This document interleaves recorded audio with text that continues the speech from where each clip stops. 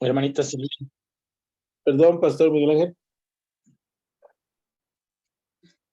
Adelante, Pastor Miguel Ángel. Únicamente nada más quería pedirle disculpas a la hermanita Silvia. Ya estamos en la clase, pero quería yo pedirle perdón por no haber asistido, ya que me tocó trabajar. Pero al rato mañana le hago una llamada. Gracias, hermano, por su solidaridad con nuestra pastor.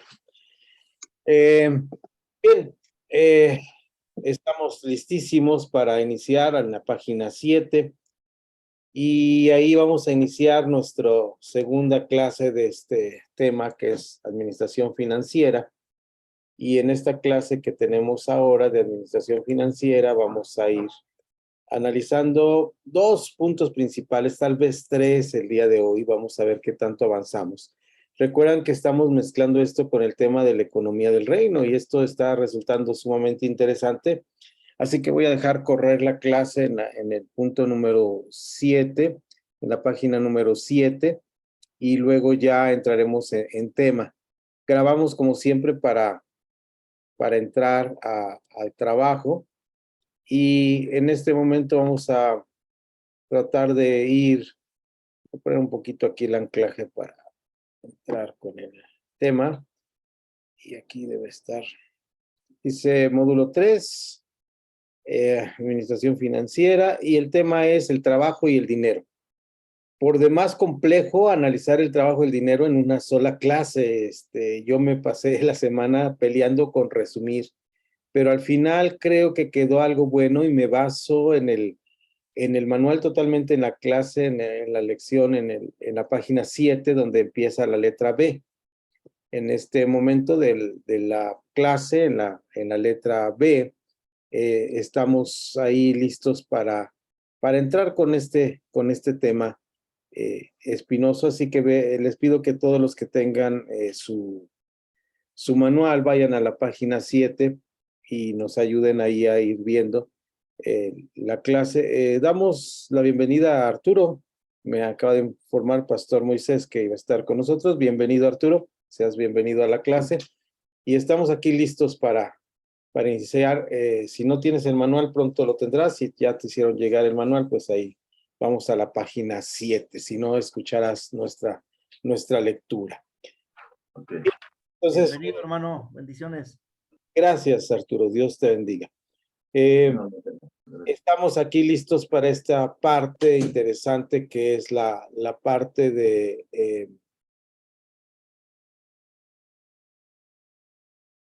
el trabajo. El primer punto, el trabajo. Y en la página 7, exactamente ahí donde estamos, en esta página 7 de nuestro manual, nos empieza a hablar primeramente del dinero, y hay un primer párrafo que quisiera yo ir revisando junto con ustedes ahí en esa página. Y si ya están ubicados ahí, por favor, alguien me ayuda con la parte cuando dice el trabajo y el dinero. Y hay un primer parrafito que es la introducción, que dice un segundo aspecto a tener en cuenta. Esto es un segundo aspecto porque vimos el primer aspecto, que era las finanzas en la Biblia, ¿verdad? Cómo se manejan las finanzas en la Biblia, y entramos a un segundo aspecto. Y alguien quiere leer este párrafo hasta donde dice el dinero, por favor.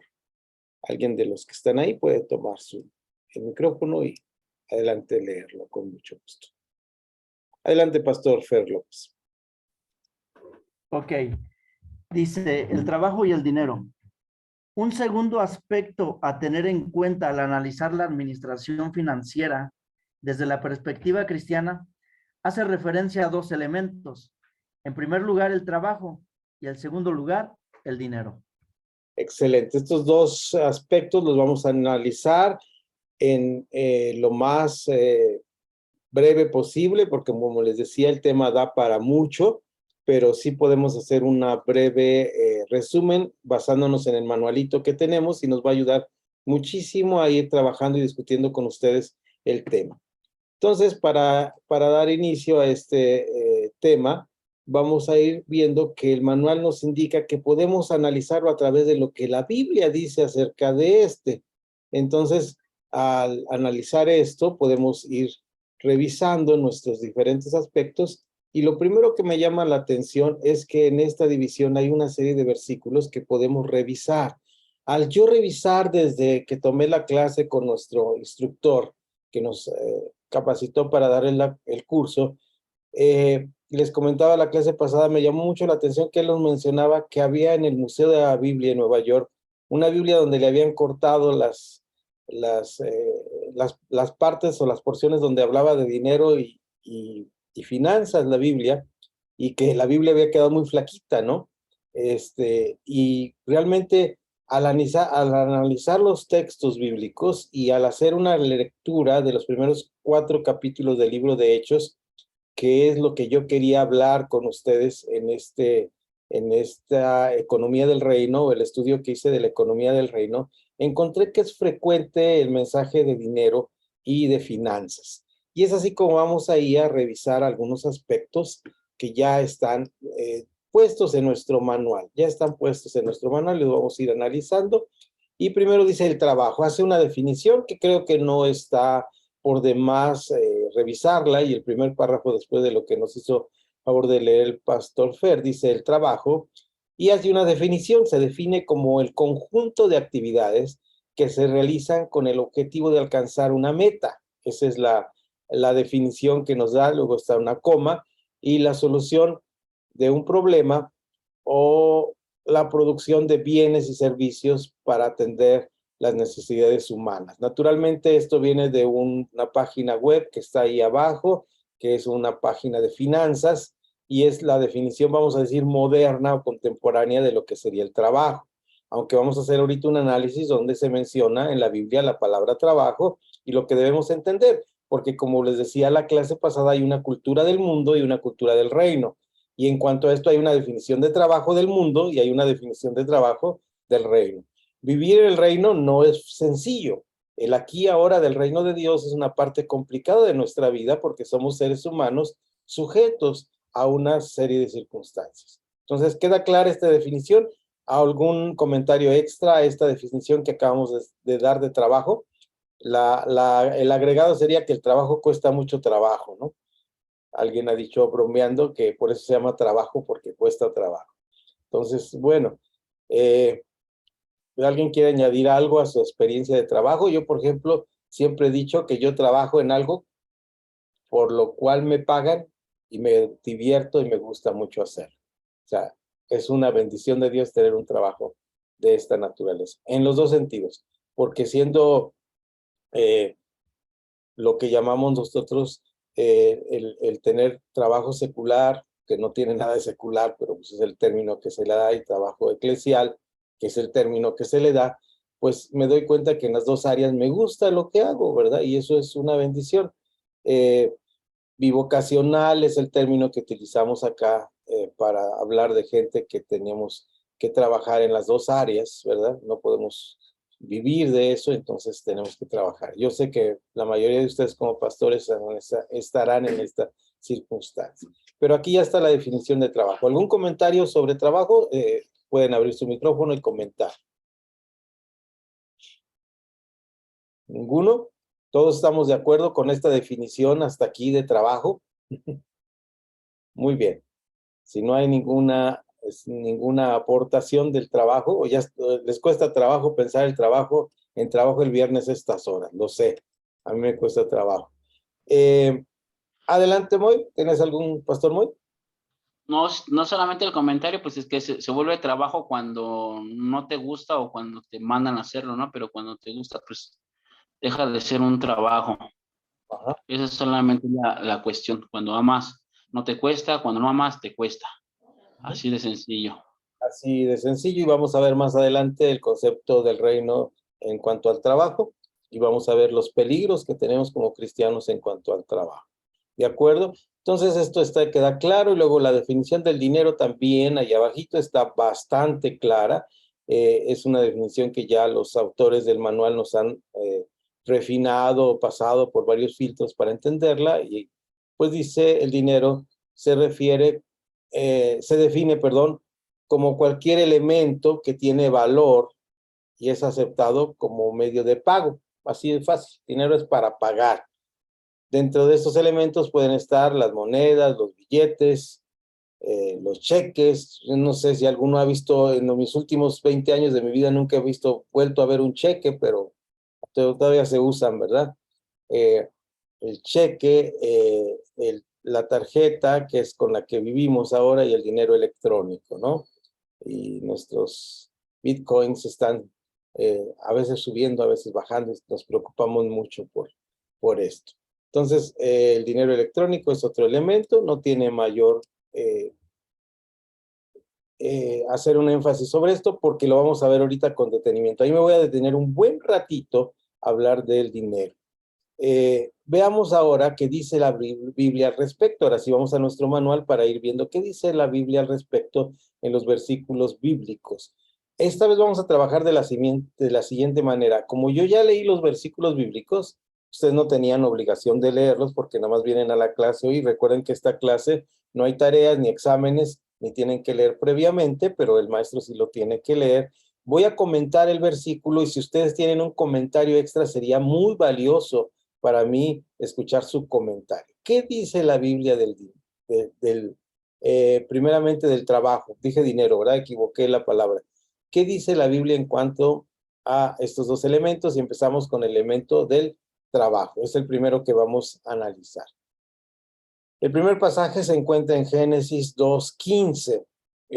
Vamos a la Biblia, Génesis 2:15, y aquí es importante cuando leemos el libro de Génesis, todos empezamos a leer la Biblia por Génesis. La mayoría de nosotros empezamos a leer la Biblia o cuando la leímos pensamos que debíamos empezar por Génesis y leímos Génesis 1, 2, 3 y 4 y llegamos hasta el 11, que es la Torre de Babel, y hasta ahí nos quedamos, ¿no?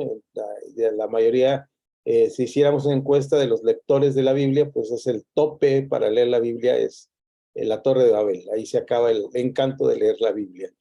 Y bueno, lo maravilloso de estos primeros capítulos es que lo primero que tenemos que entender es que es muy posible, y esto que digo lo digo a título personal, ustedes pueden tener su propia opinión sobre su propia lectura de Génesis. A título personal me parece que son dos escenarios o dos relatos que muestran dos escenarios distintos. Cuando yo era niño nos llevaban a algo que se llamaba Circo de 3 pistas. ¿Qué era eso de Circo de 3 pistas? Era un lugar donde había diferentes actores haciendo diferentes, en uno estaban payasos, en otros estaban otras cosas, y en otras cosas. No, la Biblia no es un circo ni son payasos, pero sí el teatro nos muestra que, y lo vemos ya poco en televisión y en cine, pero el teatro tiene la maravilla de mostrarnos que a veces podemos ver escenas de diferentes puntos de vista. Ahora que somos aficionados, la mayoría de nosotros, al Netflix, espero que no mucho, vemos que muchas de las películas muestran lo que se llama diferentes realidades o diferentes escenarios. Lo que tenemos aquí en Génesis 1 es un primer escenario con una primera vista, como si viéramos la escena desde un punto de vista. En Génesis 1, totalmente el capítulo 1. Génesis 2 nos muestra la misma escena vista desde otro escenario. Traten de leerlo con esta visión en sus tiempos libres y van a ver ustedes cómo sí se nota naturalmente los dos enfoques. No que Dios tenga diferente manera de ver las cosas, sino que lo narra de tal manera que nos da una visión más amplia de la misma escena. En cine actualmente se llama close-up, ¿no? Un acercamiento a las cosas que nos permite ver más de cerca, y el capítulo 2 es un acercamiento o un punto de vista más cercano. En el capítulo 2 nos habla sobre el trabajo. ¿Cuál es el versículo que nos habla en el trabajo? Y no lo tiene en el manual. Y justamente es este versículo que tenemos ahí, que es el Génesis 2:15. Y dice, tomó pues el Señor al hombre y lo puso en el jardín de Edén para que lo cultivara y lo guardara. Y esto echa en tierra la teoría del mundo que dice que el trabajo fue una maldición de parte de Dios hacia el hombre. No es una maldición, de acuerdo a lo que dice Génesis. Dice el Señor Dios tomó al hombre Y note usted en el hebreo, no conozco más cosas del hebreo más que esta palabra, si me preguntan más, no sé. Aquí cuando utiliza la palabra hombre, utiliza la palabra Adam, con el que nombró al hombre. Y en la traducción a nuestro español sería, y Dios crió al ser humano y lo puso en el jardín del Edén para que lo cultivara y lo guardara. Es decir, el trabajo no es una cuestión exclusiva de género, sino es una cuestión de humanidad. Y cuando empezamos a entender esto es maravilloso porque el ser humano en su desarrollo intelectual ha catalogado al hombre, al hombre, como diferentes características. Es el homo faber, es la palabra latina para identificar al hombre. El hombre que fabrica, el hombre que trabaja. Y homo es nuevamente ser humano. Es una de sus características. El hombre naturalmente es trabajador. Sociológicamente podemos analizar algunos aspectos de cómo el hombre tiene la necesidad de trabajo. Es una necesidad propia del hombre. Fabricar, crear es una necesidad nuestra, ¿de acuerdo? ¿Dudas y preguntas hasta aquí con lo que vamos en Génesis 2.15? ¿Queda claro esto? ¿Algún comentario sobre Génesis 2.15? Ahora sí pregunto, después de que ya lo leyeron ustedes. Cualquier comentario es válido. Recuerdo, hago este comentario para Arturo, que es nuestro invitado de honor hoy. Aquí, por estar por primera vez, hago este comentario que ustedes ya saben. Las preguntas que hago, los comentarios, no son ciertas ni falsas, ni correctas ni incorrectas. Simplemente aportan o abonan al conocimiento que estamos elaborando. Así que podemos contestar a lo que pregunto de acuerdo a nuestro conocimiento, a lo que nosotros sabemos. Como apenas estamos construyendo el conocimiento, no es necesario tener una hipótesis ya probada de que es así, sino vamos a ir trabajando el conocimiento. Entonces, vuelvo a preguntar, ¿hay algún comentario de Génesis 2.15, alguna aportación que quieran darnos? Adelante. Adelante, Pastor Moy. Solamente eso lo que usted estaba diciendo, pues es algo que comprendemos de que el trabajo no es una maldición, ¿no? La maldición entra ya en Génesis 3 cuando dice que con el sudor, ¿no? Y con el dolor vas a comer tu pan. Ya en el 3:17 dice, maldita será la tierra por tu causa, con dolor comerás de ella todos los días de tu vida, espinos y cardos te producirán y comerás plantas del campo. Con el sudor de tu rostro comerás el pan hasta que vuelvas a la tierra. Entonces, esa es la maldición, no es el trabajo, la maldición es comer con dolor, es comer y que nuestro trabajo nos cause ese cierto repudio a querer hacer las cosas y que las tengamos que hacer. Esa es la maldición, no el trabajo es una bendición, como lo hemos dicho, Jesús lo dijo, ¿no? Mi padre hasta hoy trabaja y yo también trabajo. Entonces el trabajo es una naturaleza divina, es algo que se hace todo el tiempo de la vida y toda nuestra existencia, como lo dijo Samuelito, desde mi juventud hasta mi vejez, aquí está mi trabajo, ¿no? He servido. Pues es una bendición esto. Muy bien, excelente comentario, Pastor. Y es así como el siguiente versículo que tenemos ahí en la lista, ya nos hizo la tarea Pastor Moy, es ¿qué comenta usted sobre Génesis 3, 17 al 19? Donde ya al hombre le dijo, porque obedeciste la voz de tu mujer y comiste del árbol que te mandé diciendo, no comas de él. Ahí la culpa, le está diciendo, la culpa es tuya por obedecer la voz de tu mujer. Esa es una cosa increíble. En estos pasajes que les decía que tiene diferentes escenarios, Génesis 3 es muy, muy interesante porque dice que está hablando la serpiente con la mujer y dice, y comió y le dio al hombre, o sea, no se echó a correr a buscarlo ahí en medio del huerto, sino que estaba ahí el Señor, perdón, iba a decir, el Adán, ese sí era Adán, y la Eva, ese sí era Eva, ¿verdad? La madre de todos, y los dos estaban, la serpiente empieza a hablar con la mujer y el hombre no tiene voz ni voto, ¿no? Y obedece, o sea, esa es una característica que nos seguirá a los hombres por toda la vida. Pero no entremos ahora en ese tema, sino ¿qué es el trabajo? Entonces el trabajo llega a ser una maldición y fue por causa de desobediencia. La maldición llega a ser por causa de desobediencia. Es decir, el trabajo ahora iba a costar trabajo. Y naturalmente los que somos creyentes y creemos en que el Señor nos restaura y nos recupera como seres humanos, creemos que ya no es una maldición, sino ahora es una bendición de Dios para nuestras propias vidas. Ahora vamos a ver algún comentario sobre esto, aparte de lo que nos ayudó ahí el pastor Moy. ¿Algún comentario sobre este tema del trabajo, de la escena de Génesis 3, con la maldición hacia el hombre, ¿verdad? Al hombre Adán. Adelante, pastor Miguel Ángel. Desde el principio de la Biblia, en Génesis 1 dice que Dios creó y creó y creó, entonces eso era trabajo.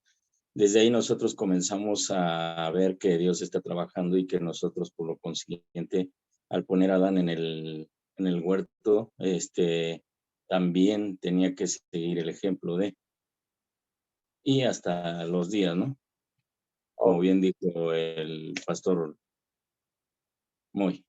Ok, lo vamos a ver un poquito más adelante también, pero qué bueno que lo menciona ahora, pastor Miguel Ángel. El trabajo refleja, el que nosotros trabajamos refleja la imagen de Dios. Y ahí vamos a ver con una palabra que se llama creatividad.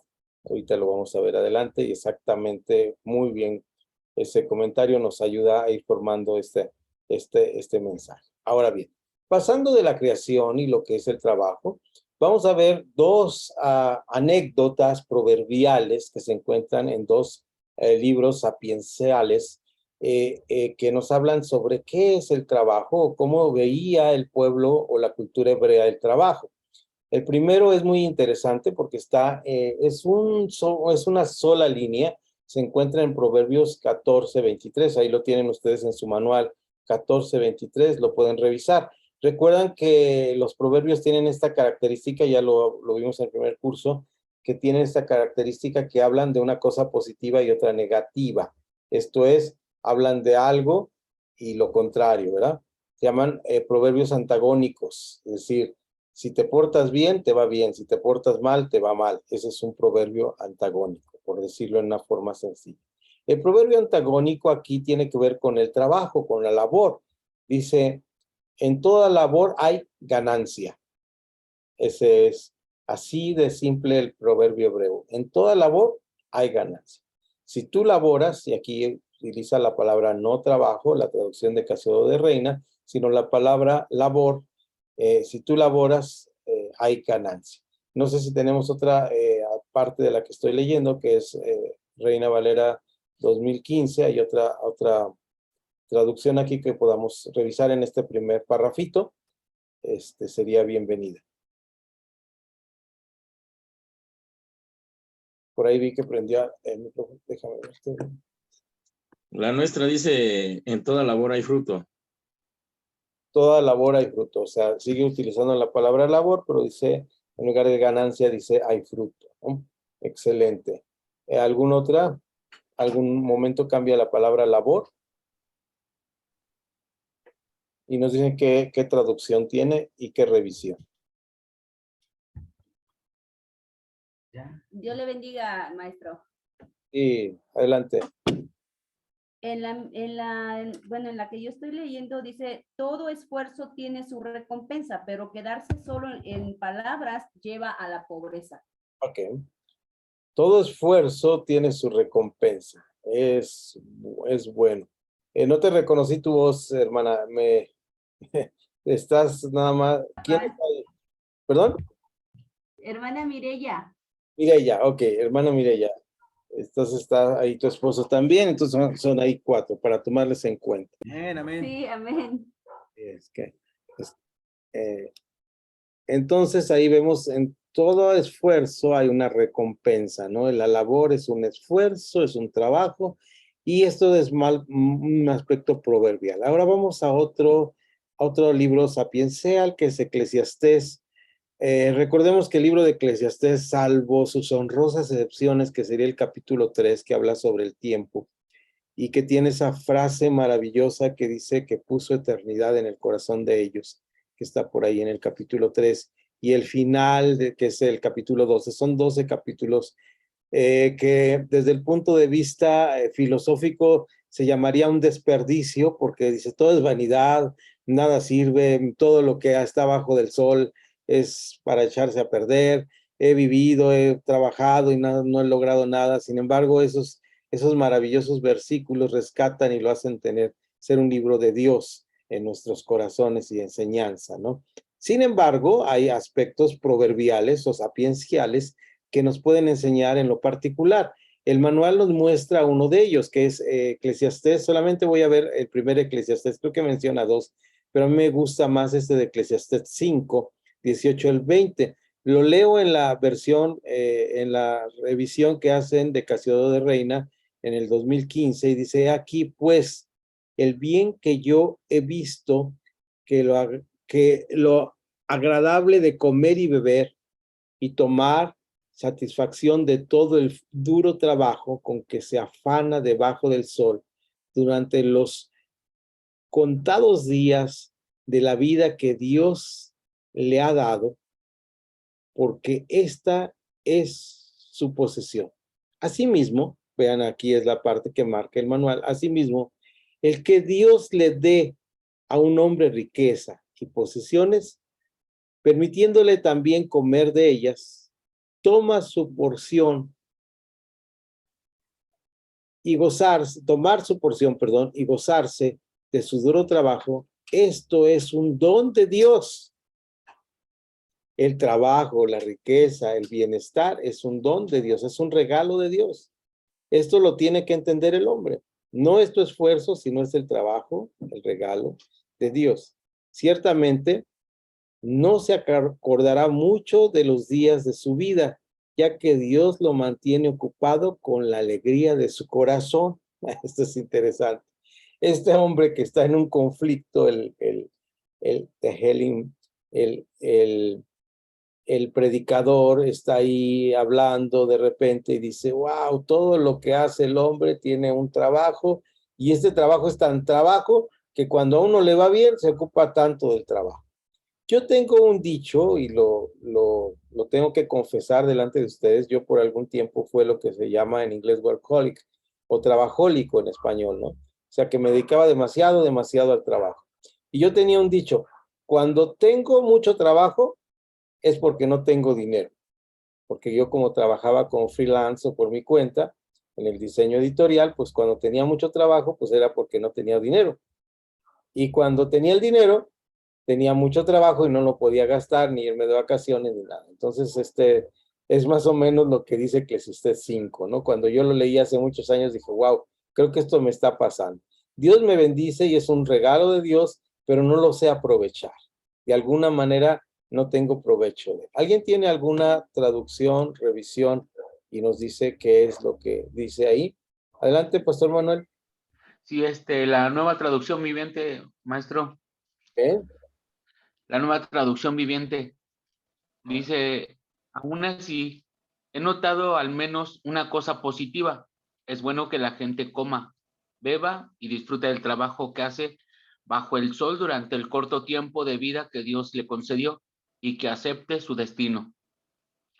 También es algo bueno recibir riquezas de parte de Dios y la buena salud para disfrutarlas.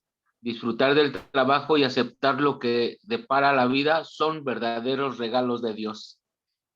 Muy bien, menos poético, más claro, ¿no? La traducción viviente. Excelente. ¿Alguien más quiere comentar algo sobre esto?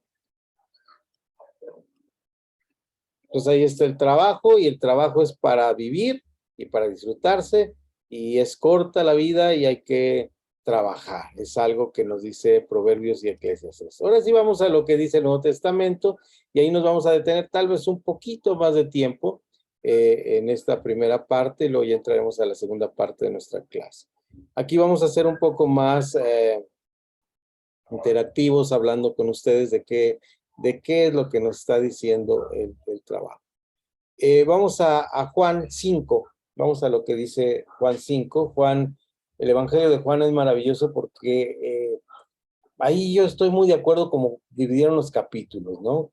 Es una forma muy interesante de leerlo por capítulos, el Evangelio de Juan. Y Juan 5 es muy interesante.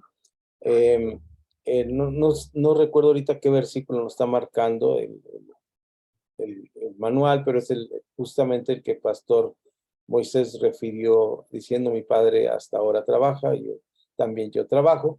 Pero el ejemplo empieza diciendo que había un estanque, Bethesda, el famoso estanque de Bethesda de Juan 5, que nos da para un buen de estudio bíblico. Y en este estanque había un hombre que era paralítico, y este hombre que era paralítico es sanado por Jesús, ¿verdad? Es sanado por Jesús, por Jesucristo, la encarnación de Dios, Dios mismo hecho hombre, hace un milagro en este momento, y lo hace en día sábado. Y sus detractores empiezan a criticar, porque él va y les dice, me parece que así dice el pasaje, él va y les dice, me sanó Jesús y me sanó en día sábado. Y esto ya es interesante por sí como historia y narración, porque lo sana en día sábado. Y cuando vienen a reclamarle a Jesús por qué lo sana en día sábado, la respuesta de Jesús, y voy al manual para decirles el versículo ahora, ustedes, alguien me ayuda para que me digan cuál es el versículo, es Juan 5:17, ¿verdad? El pasaje es Juan 5:17, y en la Biblia que estoy leyendo ahora tiene un guioncito y dice: mi padre hasta ahora trabajó, yo también trabajo. Y lo interesante de este pasaje, y por eso me quiero detener aquí, es la palabra que utiliza en trabajo. Ustedes saben que como en el español y el griego, que posiblemente, no estamos seguros, pero muy posiblemente las primeras versiones, si no se escribió en el idioma hebreo común que se hablaba en ese tiempo, sí se empezó a circular este Evangelio de Juan en este lenguaje, y fue por muchos años el parámetro para leer el Antiguo Testamento por más de 300, 400 años, casi 500 años, hasta que llegó el latín a sustituirlo.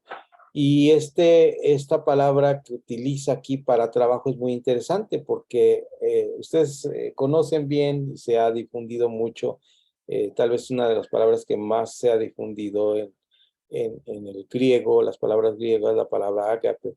Y la palabra ágape, que es amor, eh, tiene varios significados, por lo menos la gente que está ahí buscando significados, por lo menos ha encontrado 4 o 5.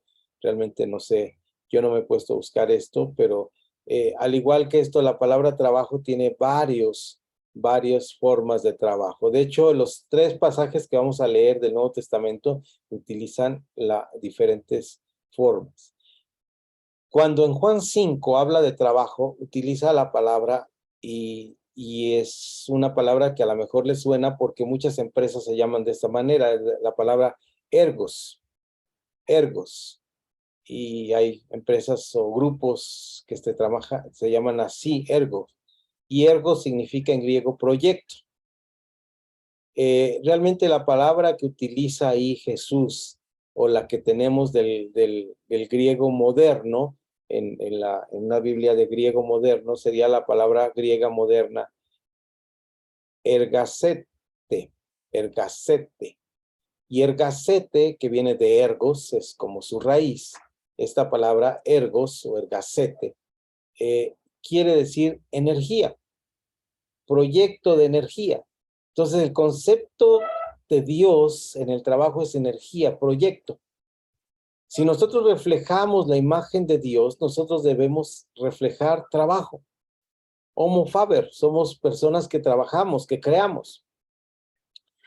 Y este es muy interesante porque el otro pasaje que nos da ahí el manual es el pasaje de Colosenses 3:22. ¿Alguien me ayuda a leer en la revisión, traducción que tenga, Colosenses 3:22, que es el otro pasaje?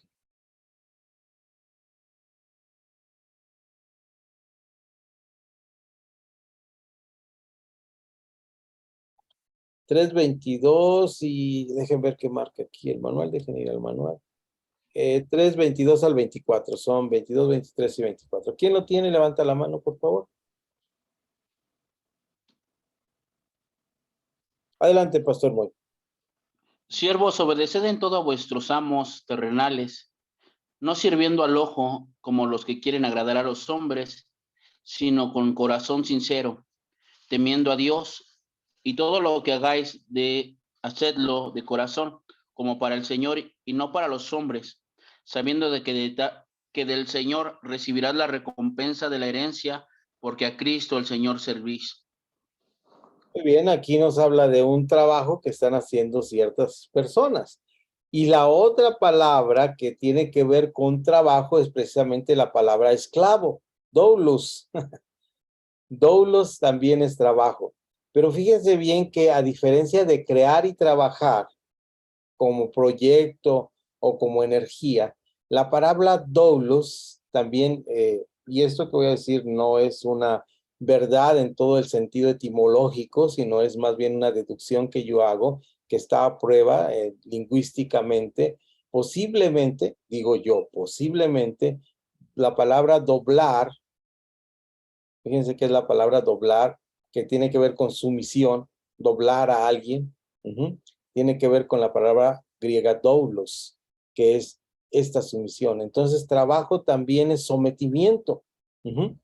Son palabras muy fuertes que no nos hacen mucho sentido, pero que tienen que ver con esto de doblar. Fíjense bien cómo la misma palabra aparece en el otro pasaje que tenemos ahí, que es Segunda de Tesalonicenses 3:6 al 12. ¿Alguien lo tiene, por favor? Ahí habla de que no querían trabajar, de que ya no querían trabajar algunos y que Pablo les exige que trabajen, ¿no?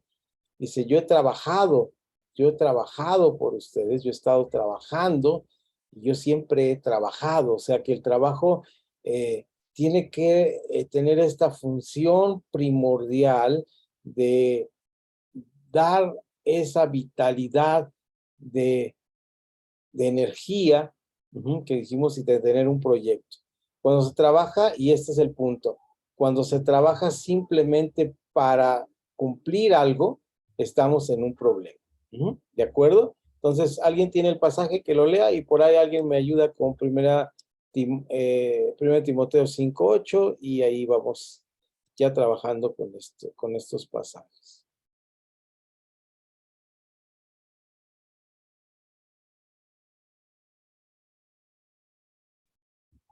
Sí.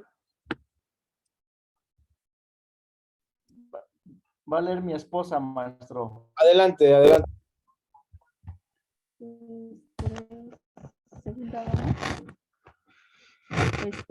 Bendiciones, hermanos. Dice Gracias. la palabra del Señor, hermanos, en el nombre del Señor Jesucristo, les ordenamos que se aparten de todo hermano que esté viviendo como un vago y no según las enseñanzas recibidas de nosotros. Ustedes mismos saben cómo deben seguir nuestro ejemplo. Nosotros no vivimos como ociosos entre ustedes, ni comimos el pan de nadie sin pagarlo. Al contrario, día y noche trabajamos arduamente y sin descanso para no ser una carga a ninguno de ustedes. Y lo hicimos así, no porque no tuviéramos derecho a tal ayuda, sino para darles un buen ejemplo. Porque incluso cuando estábamos con ustedes, les ordenamos el que no quiera trabajar, que tampoco coma. Nos hemos enterado de que entre ustedes hay algunos que andan de vagos sin trabajar en nada y que solo se ocupan de lo que no les importa. A tales personas les ordenamos y exhortamos en el Señor Jesucristo que tranquilamente se pongan a trabajar para ganarse la vida. Ok, que tranquilamente se pongan a trabajar para ganarse la vida. Es decir, aquí hay una ordenanza clara que el trabajo es parte de reflejar la imagen de Dios, ¿no les parece? Ahora sí vamos a 1 Timoteo, por favor, que es el capítulo 5 y el verso 8, y con esto ya engarzamos con el siguiente tema. Lo voy a leer, maestro Nau. Adelante, Pastor Manuel.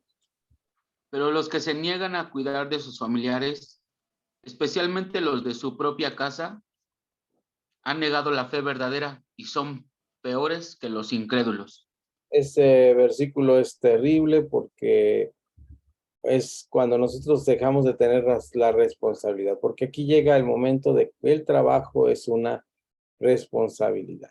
Para hablar de trabajo y de esto, quisiera aquí hacer un énfasis en un concepto del reino de Dios y del reino de Dios desde la economía del reino de Dios, y es para lo que vamos a tomar el siguiente tiempo de reflexión. Y yo quisiera ahora sí a que me acompañaran a la lectura de la Biblia en Hechos capítulo 3 y capítulo 4. Es ahí donde vamos a trabajar. Hace un tiempo hice este estudio y es más, lo hice sobre todo el libro de Hechos, las diferentes referencias al reino de Dios, porque ya sabemos que es el inicio de la iglesia. Por ahí hice una edición del libro de los Hechos sin capítulos ni versículos. Por ahí se la compartí al pastor Moy. No sé si todavía la tienes, Moy. Algún día la hice. Tendría que buscarla, pero si Moy la comparte y la tiene a la mano, sería bueno. En su acervo, pues ahí lo pueden compartir. Porque una lectura del libro de los Hechos nos deja una gran enseñanza sobre el reino de Dios. Recuerdan ustedes que es el reino de Dios estableciéndose en la tierra, el libro de los Hechos. Y entonces en este capítulo 4 vamos a dejar un ratito nuestro manual al lado y ahora vamos a tener como manual nuestra Biblia, ¿les parece?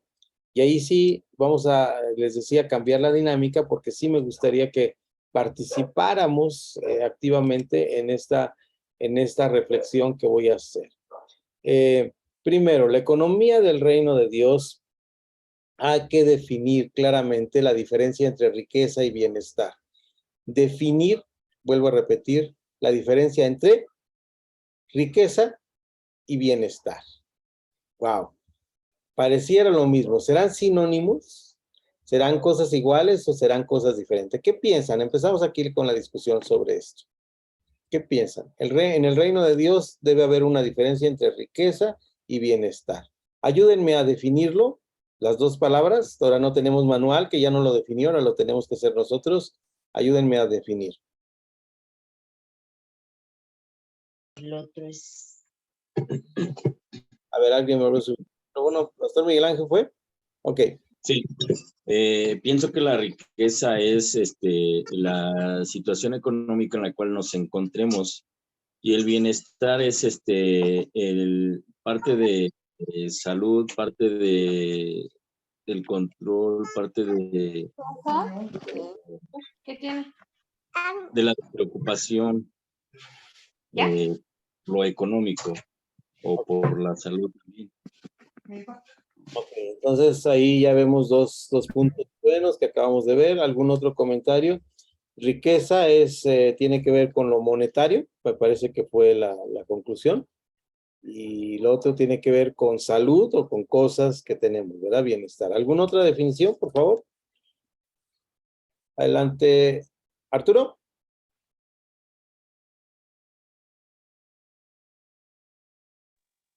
Pues yo creo que esta parte de la riqueza es como una acumulación o una abundancia de algo, pero no necesariamente a veces cae en el bienestar. Todo va a depender de cómo lo manejemos.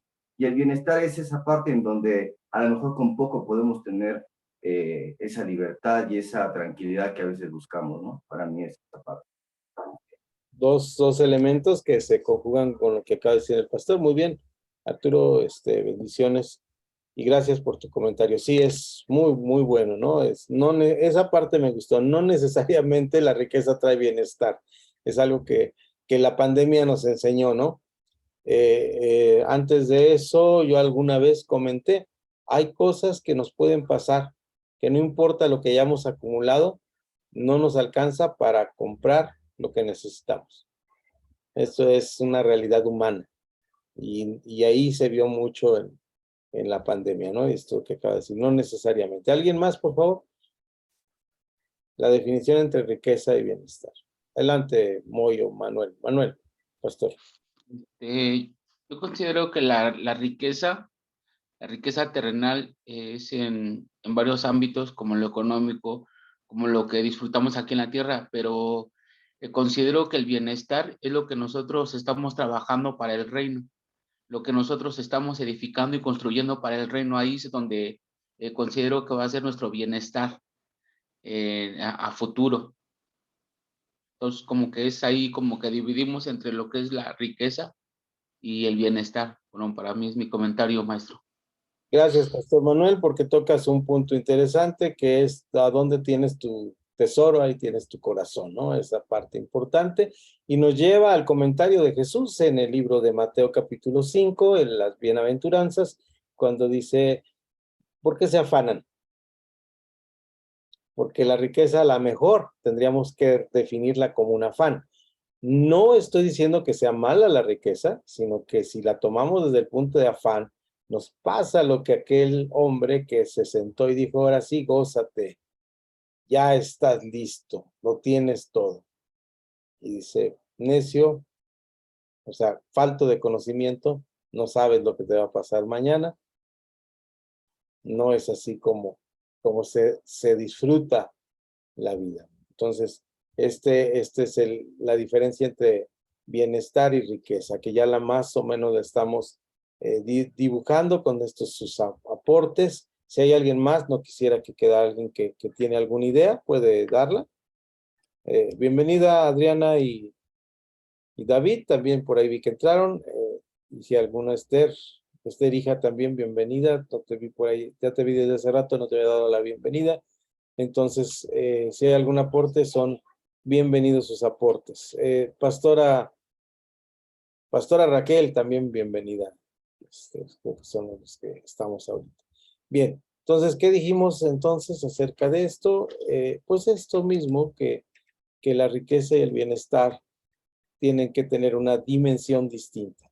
En la economía del reino de Dios, tenemos que revisarla a través de lo que dice Mateo 5, 6 y 7 en cuanto a lo que es el contentamiento. La palabra clave aquí es, ¿qué es lo que me da contentamiento? Lo que me hace estar bien. Es muy sabido el Salmo 23 que dice, el Señor es mi pastor, nada me faltará, y el concepto de nada me faltará, visto de la riqueza, desde la riqueza, ¿cómo sería? Para poner un ejemplo. Usted lee Salmo 23 desde los lentes o anteojos de la riqueza, ¿qué sería? Nada me faltará.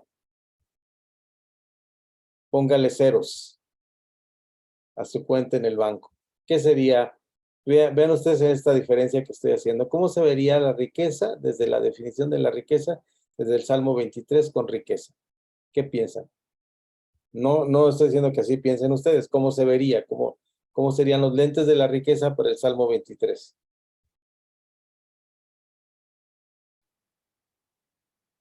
Adelante, Pastor Manuel. Yo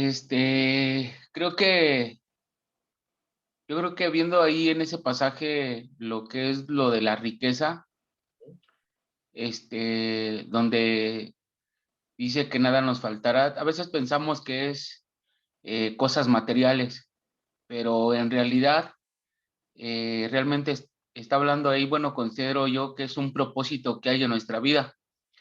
El salmista David escribe ahí, lo primero que hace es reconocer a Jesús, al Padre como su Señor, como su Salvador, reconociendo que sin Él pues realmente no somos nada. Y cuando dice nada me faltará, es que yo creo que nada me va a faltar para poder que se cumpla el propósito en mi vida. Tengo que caminar y si me hace falta un lazo para llegar del otro lado del río, entonces el Señor lo va a poner. Y si me hacen falta piedras, el Señor las va a poner para que yo pueda llegar a hacer lo que el Señor, por lo cual me ha llamado, como Él fue el rey y se cumplió su propósito. O sea, a pesar de las adversidades y de las pruebas, al final se cumplió el propósito para que Él fuera rey y nada le hizo falta para que no dijera, me hizo falta esto, me hizo falta el otro. Al final todo le otorgó el Señor, nada le hizo falta para que no se cumpliera por lo cual fue llamado. David vivió y David pasó, pero nada le hizo falta para que no se cumpliera su reinado, que al final, por el cual fue llamado, Maestro Nau. Muy bien, Pastor Manuel, excelente tu comentario porque nos deja ver el punto al cual quería llegar. La interpretación bíblica, que llamamos nosotros hermenéutica, desde el punto de vista técnico puede tener dos ojos o dos visiones, ¿verdad? La visión desde la riqueza sería, nada me faltará que Dios me da todo, en cuanto a lo económico, ¿verdad? Nada me faltará en cuanto a el bienestar sería el Salmo 23, lo que tengo es suficiente. Y miren, desde el punto de vista espiritual, leyéndolo con ojos espirituales, en la necesidad, leer el Salmo 23 trae un confort bien grande. No sé, nunca he tenido más de 4 ceros en mis cuentas de banco. Y no sé qué se sentiría tener a la 10ª potencia esa cantidad, cómo se leería el Salmo 23, ¿verdad? Pero estoy seguro que cuando tengo un peso, como dijo el Pastor Manuel, y eso es suficiente porque es lo que Dios me da, y que Dios me va a proveer lo que falta, entonces estoy teniendo una lectura más espiritual, más bíblica, más cristocéntrica del Salmo 23, me parece a mí, pero quiero escuchar sus opiniones. ¿Qué piensan de esta lectura, de estas dos posibles lecturas del Salmo 23? No lo vamos a solucionar aquí si hay alguna confrontación, pero sí podemos evaluar los puntos de vista, ¿no? ¿Qué piensan? Adelante, Esther. Y Yo luego, creo que desde el punto de vista económico, ahí está el problema, que se supone que la economía te da certeza y las personas que van teniendo más van pensando que necesitan más y les falta más dinero y les falta más dinero. Hay por ahí un comercial de una escuela que dice que esa escuela te da certeza. Y eso es lo que la gente quiere, como tener suficiente dinero para saber que va a estar bien siempre, pero no importa el dinero que tenga, siempre vas a sentir que necesita más dinero. Entonces es algo que no se termina de llenar. Y creo que Dios es el único que nos puede dar esa seguridad de saber que pase lo que pase, vamos a estar bien porque estamos en sus manos. Y esas personas tratan de llenarlo a través de bienes económicos y no lo logran, por eso siempre necesitan más para tener un poco de más certeza. sí, ahí está muy bien, Esther, gracias por el comentario. Sí, esta parte de tenerlo todo es una parte que puede ser que no sea correcta, ¿no? Puede ser que no sea correcta.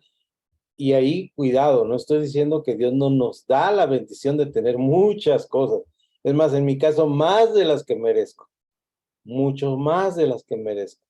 No estoy diciendo que Dios no bendice a nuestras vidas, que el Señor no hace cosas maravillosas, dándonos trabajo, dándonos la abundancia de las cosas. No, estoy diciendo que cuando ponemos los ojos en las cosas terrenales, fracasamos. Recuerda lo que por ahí dice Pablo a Timoteo, le dice, la raíz de todos los males es el amor al dinero. Amar el dinero es el problema.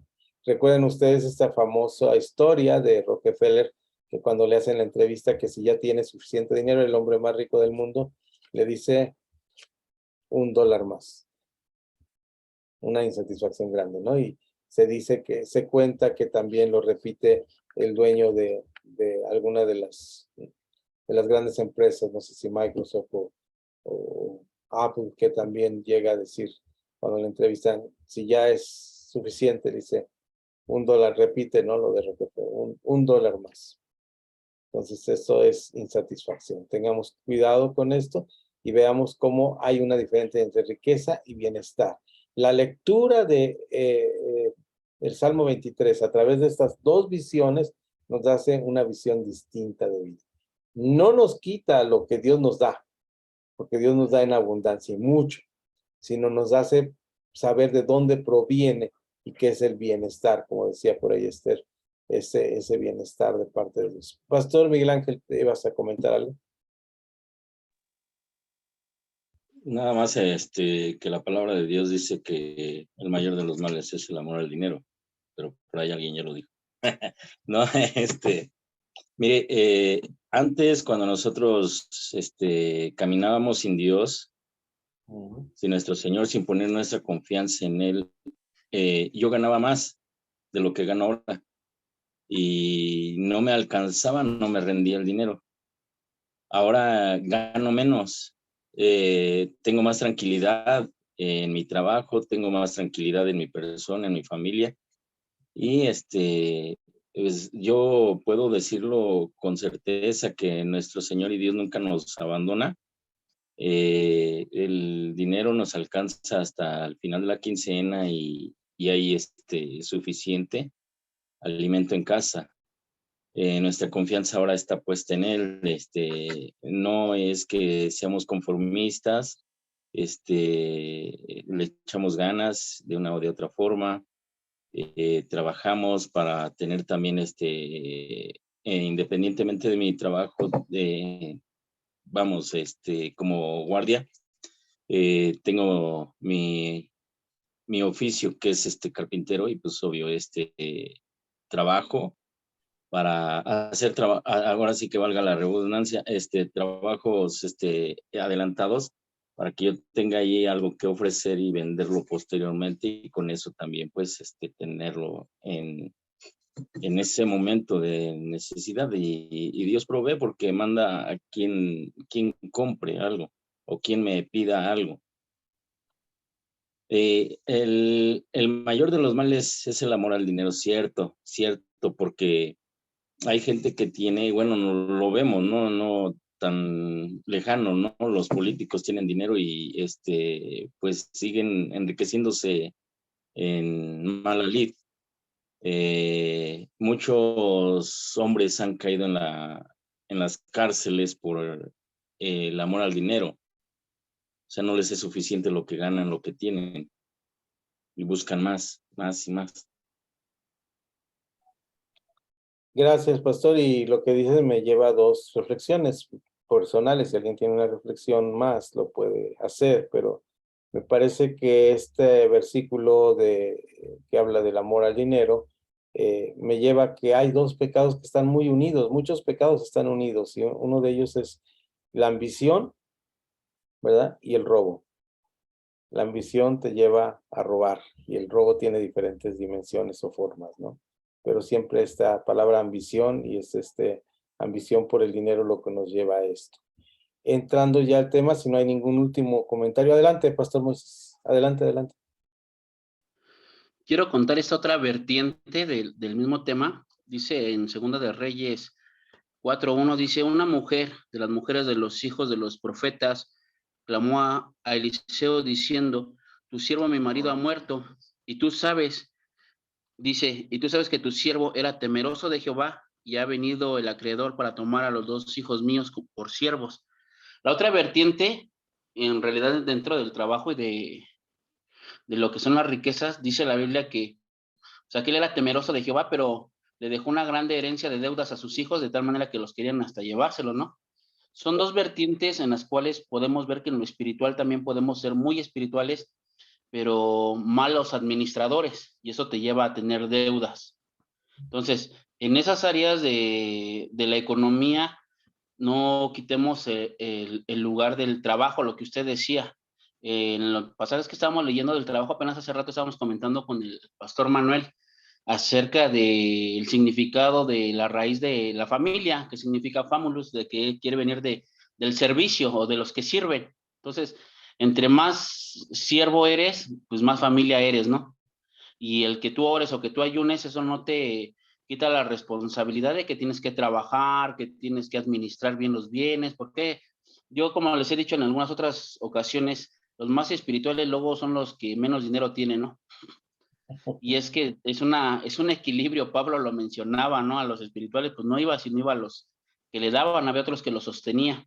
Entonces, es una vertiente en la cual uno debe tener cuidado en el equilibrio, porque aquí pues dice la Biblia que era temeroso de Jehová, pero muy endeudado. Eso no le quita la falta de administración de la economía.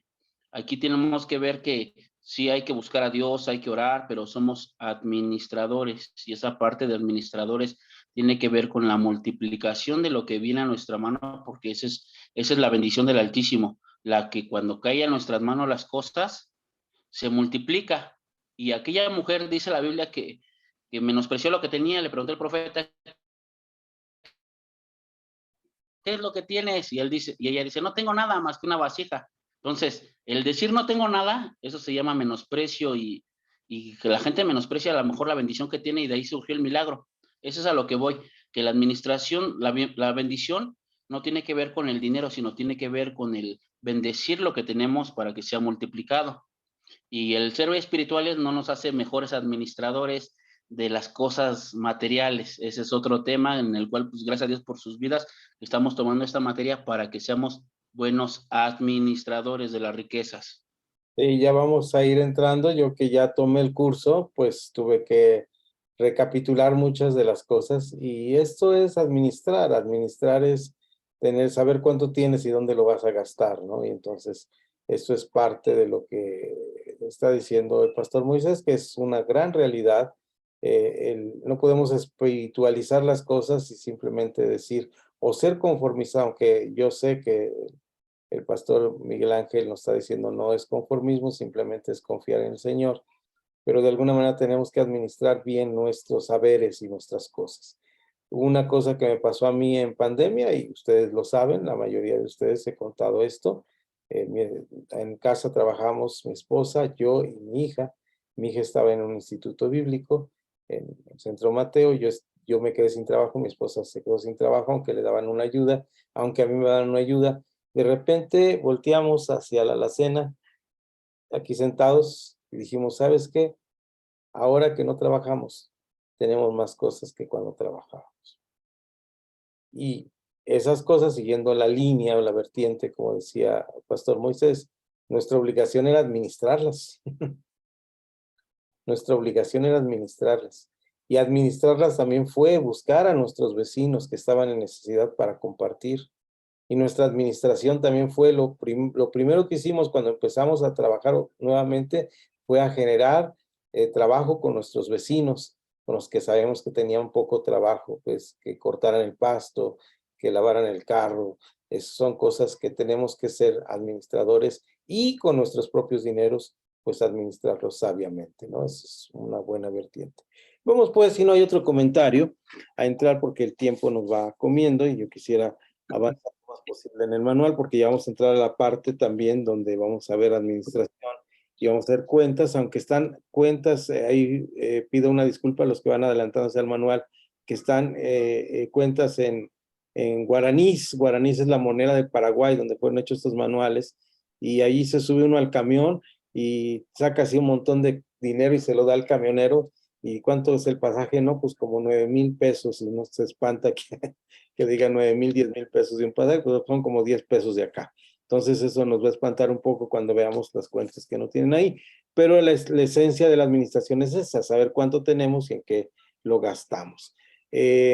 Inclusive vamos a ir haciendo tablitas, ahí hay unas tablas, yo les voy a mandar para que lo hagan en lo personal, vean cuánto gastan, cuánto ingresan, y esto es la sabiduría. Adelante, Pastor Miguel Ángel Cruz. Dentro de lo que todo, de lo que comentaron, decía yo que existe también la sabiduría que Dios nos da. Y pues dentro de la administración ahí va todo esa parte, ¿no? Esa parte de la sabiduría. Ese era nada más el punto. Es la sabiduría de decir, no puedo ya tener esta tarjeta de crédito porque ahora gano menos, ¿no? Decía el pastor, yo estoy con el pastor Miguel Ángel muy siendo amigos de situación, porque mi sueldo se bajó después de esta pandemia a la mitad. Entonces imagínense, cuando uno lo ve así fríamente, dice, ¿y ahora qué hago? Pues administrar lo que tengo. Se administra sobre lo que se tiene. Esa es una regla de la administración. Se administra sobre lo que se tiene y se planea. Se planea. Esto es interesante. Porque es fácil decir, pues llegan y ven, ahora que estuve haciendo una investigación sobre algún asunto que tenemos que hacer viaje, me empezaron a llegar muchos viajes, ¿cómo se llaman? De estos de todo pagado, todo incluido, no sé cómo se llaman. y a uno se le hace fácil, ¿no? Y ahora lo que aprendí en administración con este curso, por ejemplo, es, a ver, ¿cuánto de mi sueldo me cuesta hacer un viaje de tantos pesos? ¿Qué porcentaje de mi sueldo durante cuántos años? Y uno lo pone así y dice, wow. Y la cultura del ahorro, ¿no? Es una cultura que en México nos cuesta tanto trabajo que vamos a entrar en este tema. Pero regresamos, por favor, a lo que les decía, ya que establecemos la riqueza y el bienestar como dos cosas diferentes en el reino de Dios, los ojos puestos en el Salmo 23 para hacer una diferencia, cómo podemos leer diferente. Voy a leer lo que dice, por favor, aquí en el libro de Hechos, capítulo 3, versículo del 1 al 6. En estos versículos habla mucho sobre esto de la economía y de la administración y de la economía del reino de Dios, cómo debe funcionar. Dice, Pedro y Juan subieron al templo a la hora de la oración, las 3 de la tarde. Y era traído cierto hombre que era cojo desde el vientre de su madre, es decir, nació con un defecto de pies o de pie. Cada día le ponían a la puerta del templo, la puerta que se llamaba La Hermosa, para pedir limosna de los que entraban al templo por esa puerta. Al ver a Pedro y a Juan que iban a entrar al templo, les rogó para que recibiera una limosna, dinero. Entonces Pedro, juntamente con Juan, le dijo, y fíjense lo que les dijo. Esto es interesante. Se fijó en él y le dijo, así lo narra Lucas, míranos. Esto fue lo que le dijo, míranos.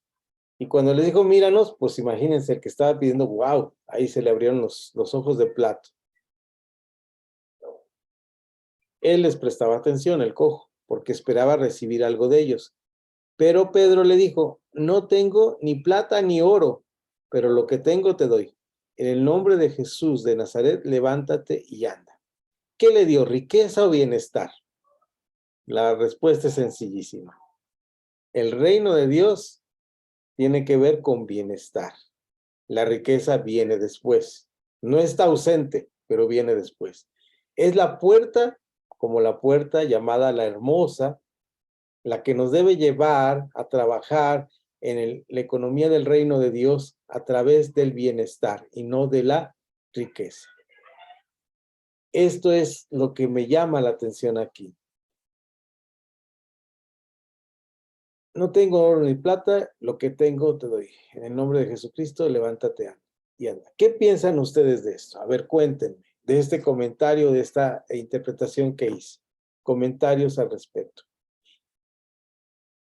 Por ahí está ya David, Adriana, Fer, cualquiera de sus compañeros, la pastora Silvia, nuestra pastora Emilia, la pastora Raquel, Arturo, Miguel Ángel, Moisés y Manuel. ¿Qué piensan ustedes? ¿Qué tremendo pasaje de Hechos 3, cuando estamos pensando en bienestar y en riqueza?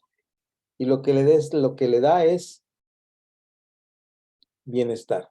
Ahora, fíjense bien lo que yo me pongo a imaginar. Ahí termina el versículo 6. Pero al darle este bienestar, ¿qué le dio automáticamente?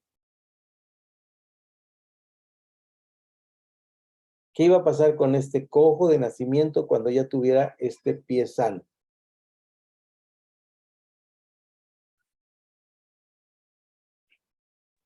Le dio bienestar. Así es. Le dio bienestar solamente, pero ¿cuál era la consecuencia de este bienestar? Gozo, alegría, entró saltando al templo. Sí, lo inmediato, así es, Pastor Fer.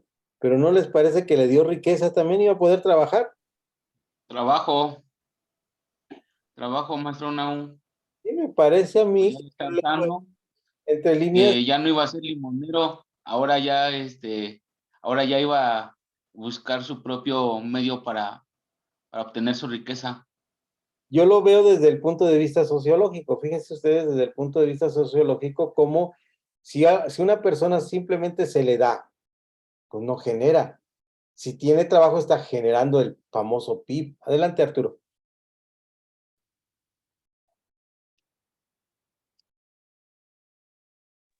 Pues aquí yo veo una comparación que se da implícita en cuestión de decirle, no te puedo dar esas riquezas que a lo mejor tú quieres, pero yo traigo algo mejor que es el reino, algo que obviamente trae algo después de esto, como usted bien dice, te voy a dar el bienestar, pero ese bienestar te va a dar la oportunidad que ahora ya tú puedas ganar, tú ya puedas de alguna manera buscar esa riqueza, ¿no? Y hablamos de riqueza, obviamente, pues tener la oportunidad de ganarse su dinero por sí mismo, porque a lo mejor como lo que muchas veces hacemos, le podemos ayudar a un hermano dándole dinero, ¿sí? A veces queremos suplir esa necesidad de manera económica cuando a lo mejor lo que requiere es una palabra, lo que requiere es un aliento, lo que requiere es que busque de Dios para que después tenga ya esa solvencia de una manera correcta, ¿no?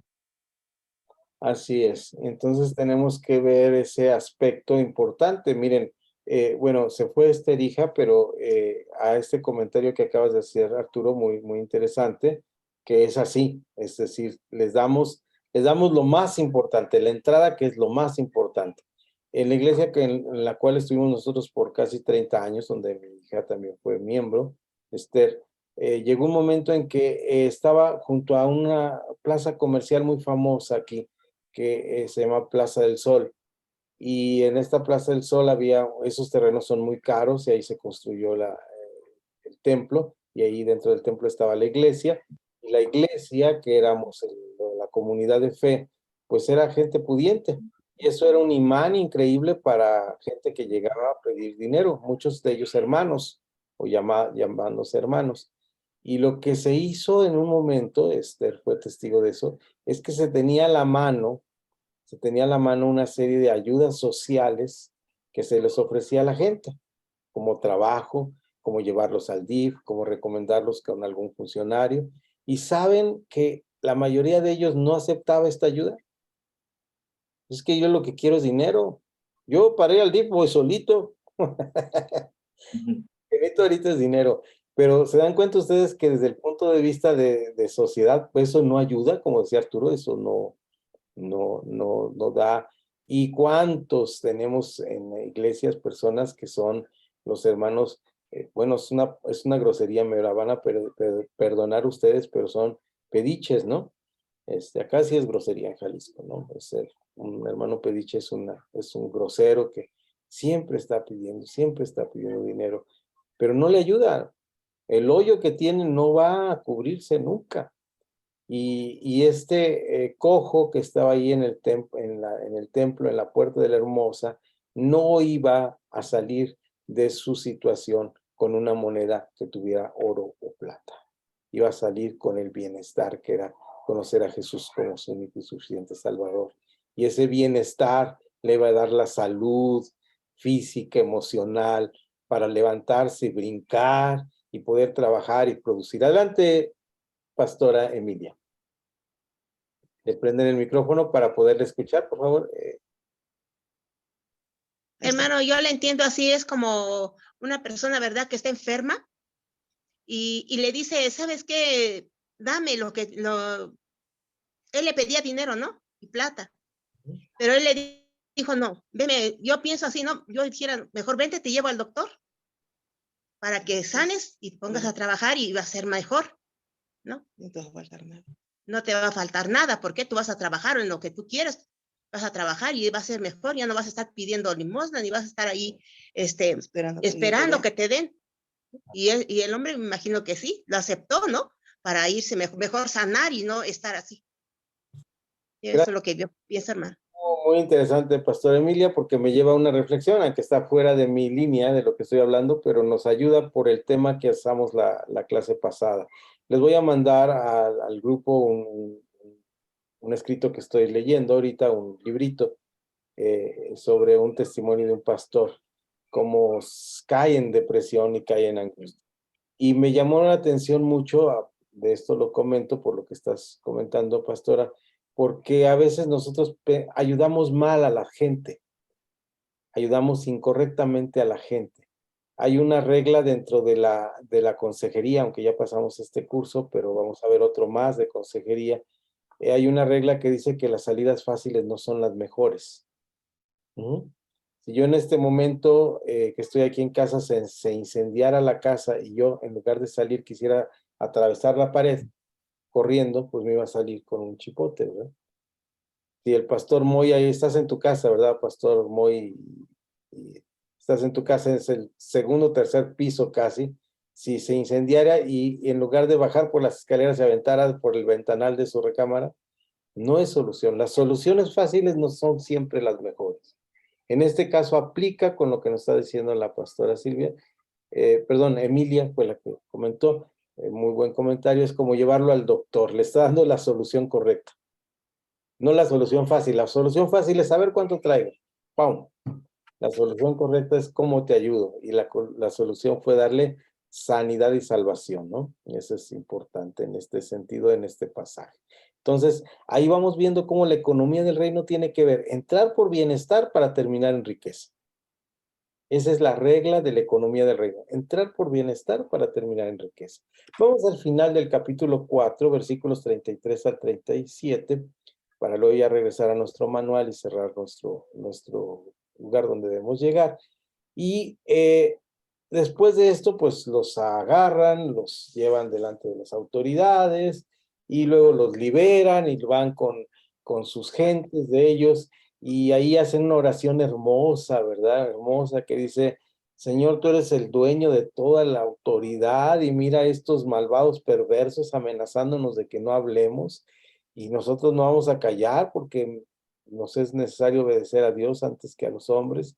Y bueno, eso se los dicen a las autoridades, ellos ya están orando al final, y dice que terminaron de la oración y el lugar tembló, y todos fueron de alguna manera confortados con el poder, y hablaban con denuedo la palabra, ahí aparece la palabra denuedo, en las versiones nuevas dice con valentía, pero los que leíamos la versión 60 o 9 decíamos la palabra denuedo, con ese valor que tenemos que tener los cristianos para hablar la palabra. Y a partir del verso 33 del capítulo 4, ese versículo nos habla de un párrafo grande que abarca varias partes de la lectura que me voy a permitir leer. Dice, es el final o la conclusión de esta parte, que se parece mucho a la conclusión del capítulo 2, ¿no? Después del primer sermón de Pedro. Y esta conclusión dice, la multitud de los que habían creído eran de un solo corazón y una sola alma. ¿Cuántos deseáramos una comunidad de fe de esta manera? Pues viviendo el reino de Dios podríamos tener una comunidad de esta manera. Ninguno decía ser suyo propio nada de lo que poseía, sino que todas las cosas les eran comunes. Aquí tenemos que hacer una diferencia entre las cosas como bienestar a diferencia de las riquezas, ¿verdad? Esta sería una distinción de categorías muy importante porque más abajo vamos a ver un hombre que es Bernabé que tiene riquezas y él comparte las riquezas. Ahí están compartiendo ellos bienestar, todo lo que tienen en común. Hermano, yo tengo aquí unos tostaditas de nopal, tú tienes hambre, hermano Fer, fíjate que tengo ganas de un cafecito, hermano Fer, mándame un cafecito por vía WhatsApp, por favor. Entonces ahí todos nos compartimos lo que tenemos en común. Gracias, Fer. Y esto es importante, tenían todas las cosas en común. Dice, con gran poder los apóstoles daban testimonio de la resurrección del Señor Jesús. Vean, esto es importantísimo. Esta comunión y este poder tener todas las cosas en común tenía que ver con un sentido de comunidad donde compartían los bienestares para poder predicar la palabra con riqueza, con mucha abundancia, ¿verdad? Y daban testimonio de la resurrección del Señor Jesucristo y abundante gracia y abundante gracia había sobre todos ellos. Estoy tratando de recordar cuál es la palabra que utiliza en el final del capítulo 2 y la palabra que utiliza en el capítulo 2 es la palabra en español. Y todos los que estaban ahí reconocían en ellos el poder de Dios por cómo vivían y cómo obraban. Se les reconocía por esta manera de vivir. ¿Por qué? Porque la economía del reino ahora no era la importancia la riqueza. La riqueza sería posterior cuando tuvieran el bienestar. ¿Se dan cuenta? Esta es una manera distinta o un reino al revés distinto al que nosotros tenemos. ¿Nosotros qué pensamos normalmente? ¿Cuál es nuestra manera natural de pensar? Nuestra manera natural de pensar es, pues sí quiero ayudar, Señor, permite que este billetito que tengo aquí, pues pongo manos sobre este billetito de la lotería. Si me lo saco, Señor, no solamente voy a dar el diezmo, sino voy a ayudar a la iglesia del pastor Manuel para que compre sillas, ¿verdad? Voy a ayudar a... Amén, hermano, amén. Todos ahí orando por mi billete. Claro, Señor. Y Señor, que me saque la lotería, ¿verdad? Entonces, bueno, es una manera, queremos entrar por la riqueza y no por el bienestar. Cuando nosotros tenemos el bienestar, fíjense, y esto es una cosa, hago un alto aquí, lo tenía aquí con un paréntesis grande en mi lectura, porque fíjense lo que pasa, y es así como pasa en lo que es la historia del cristianismo en nuestro país. ¿Qué pasa en la historia del cristianismo en nuestro país? Empieza, bueno, es muy complejo hablar de la historia de nuestro país, pero vamos a hablar de la iglesia pentecostal, cómo llega de Suiza un grupo de gentes, de misioneros y otros del norte del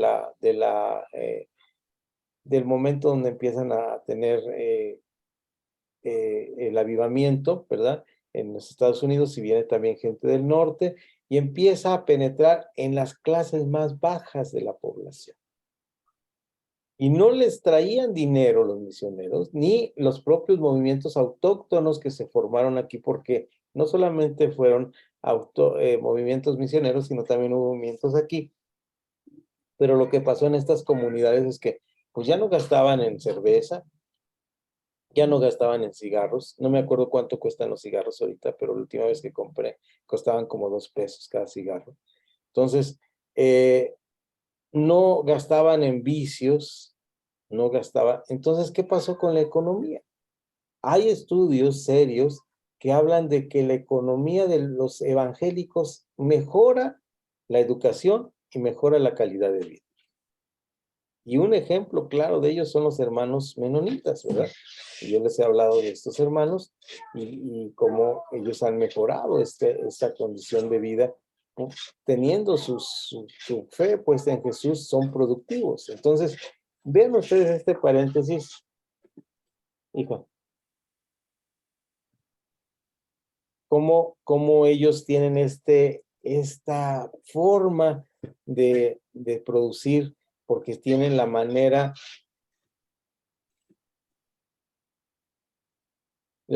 correcta de hacer las cosas, ¿no? Entonces, están ahí haciendo un trabajo de vivir el evangelio y esto redunda en bendición.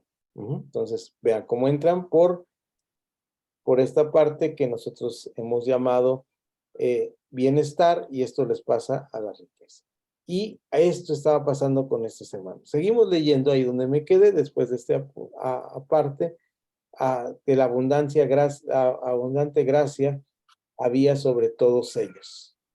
No había pues ninguna necesidad entre ellos, porque todo lo que eran propietarios de terrenos o casas las vendían, traían el precio de lo que vendían, de lo vendido, y lo ponían a los pies de los apóstoles, y eran repartido a cada uno según tenía necesidad.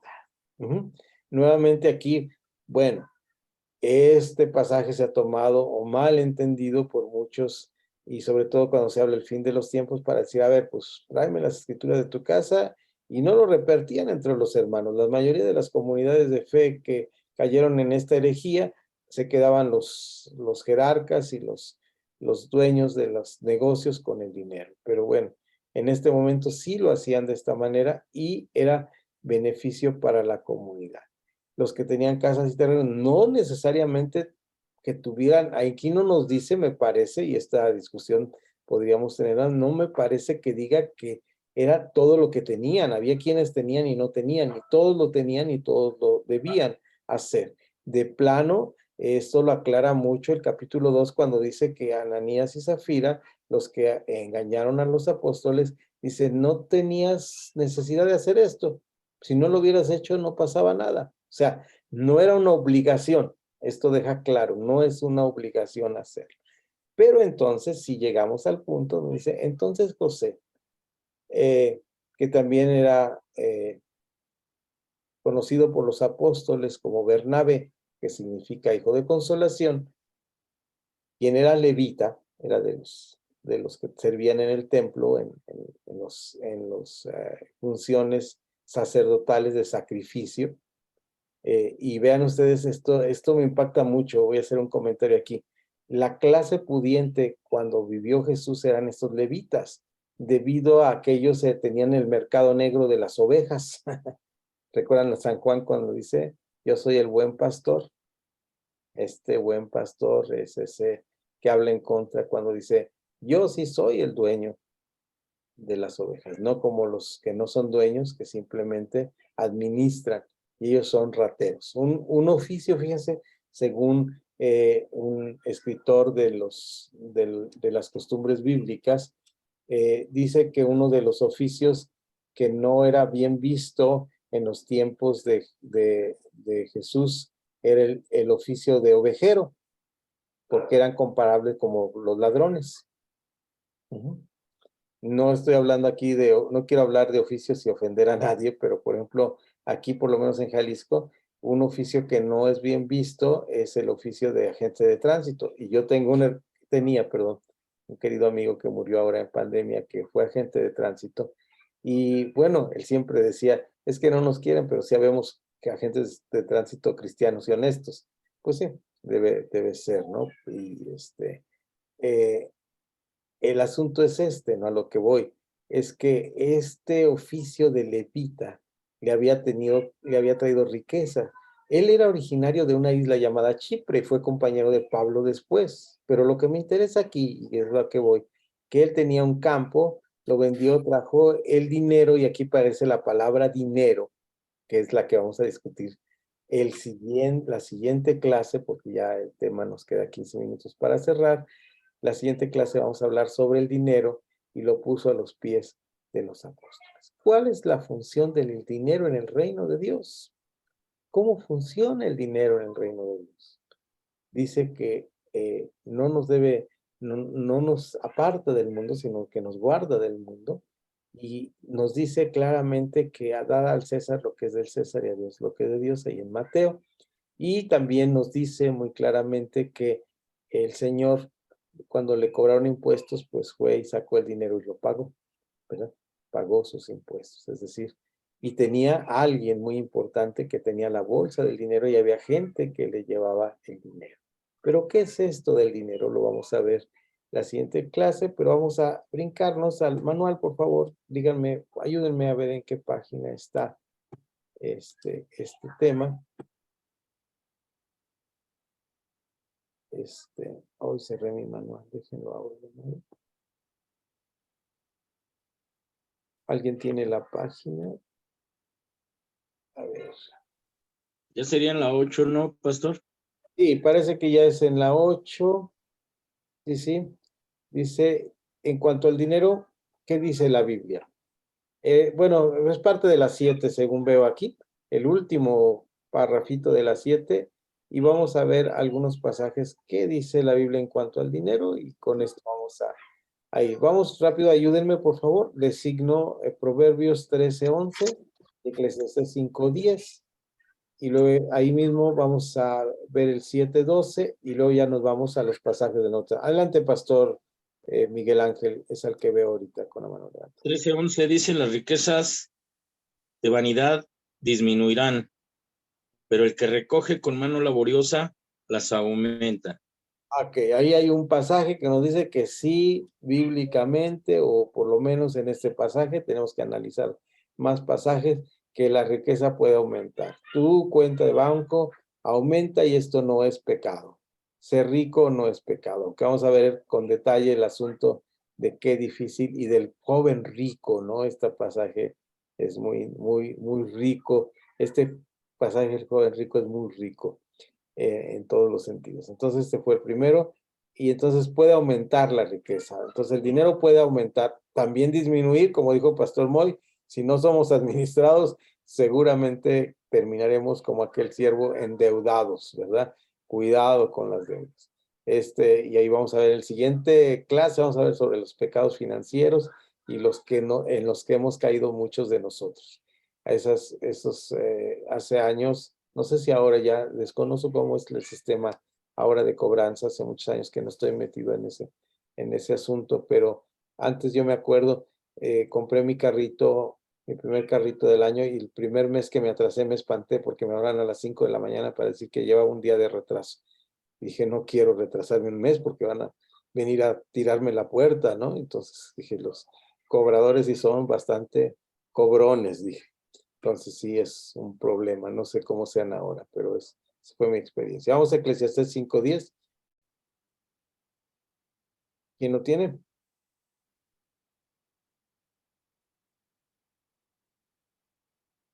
Adelante, Arturo.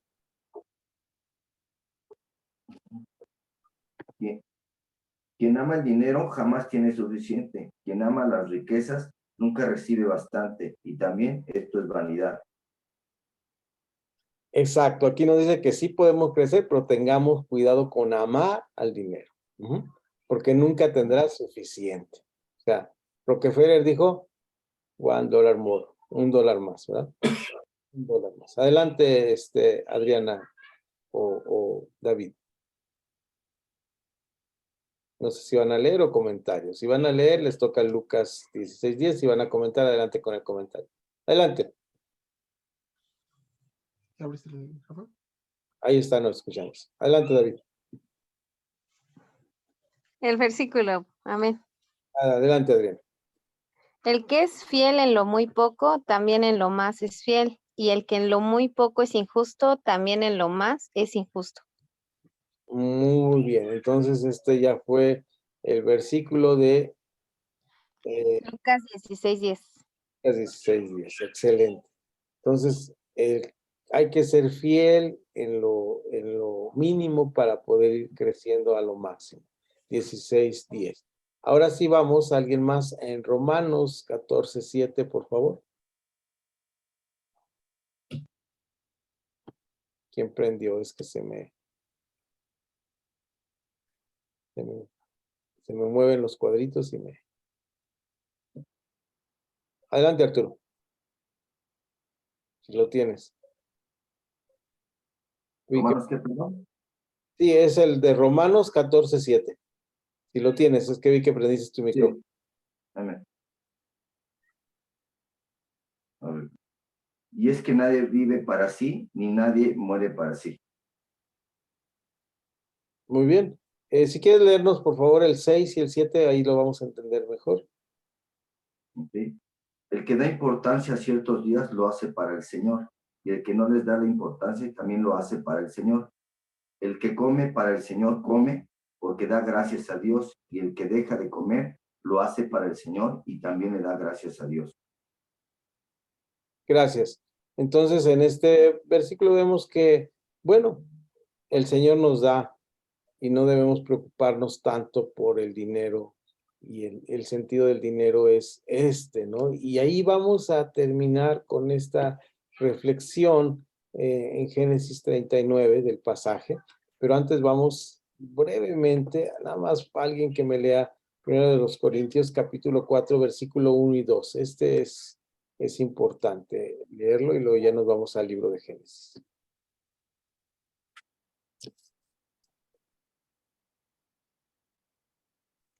Primera Corintios, ¿qué, hermano? 4, versículo 1 y 2, por favor, pastora. 4, 1 y 2. Dice así.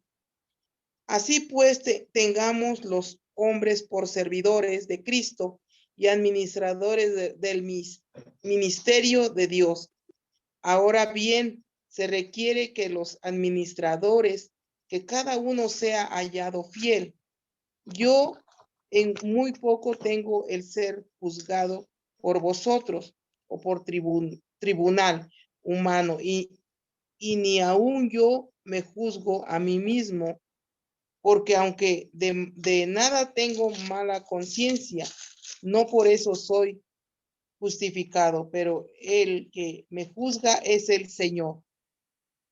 Amén, hermana. Hasta ahí, entonces, con lo que tenemos, ¿qué debemos hacer? Ser administrados. Ser administrados. Es una parte Amén. importantísima de lo que estaba hablando el pastor Moisés hace rato, de ser administrados. ¿Qué es la administración? Pues es manejo adecuado de los recursos. Ahora sí vamos a ver qué pasó con José, el famoso José. Ya la clase pasada lo mencionamos, pero volvemos nuevamente a él en esta parte del capítulo 39 de Génesis. Y es lo último que vamos a discutir en esta noche. Antes de terminar con nuestra clase, nos marca el manual que dice, ¿qué pasa cuando Dios es partícipe del trabajo del ser humano? Génesis 39, 2 y 3. ¿Y qué aprendizaje nos lleva a esto? Vemos ahí en el pasaje que hay un personaje que es uno de las 12 hijos de Jacob. Y estos de los 12 hijos de Jacob es el que se va, que es vendido por sus hermanos de las 12 famosas tribus, que al final son tribus diferentes porque ahí partimos una tribu, en fin, esa es otra historia. Pero dice que fue llevado José a Egipto y Potifar, un hombre de Egipto, funcionario del faraón y capitán de la guardia, le compró de mano de los ismaelitas, en esta historia que les estoy contando, que le habían llevado allá. Pero el Señor estuvo con José y el hombre tuvo éxito. ¿El hombre quién? Potifar.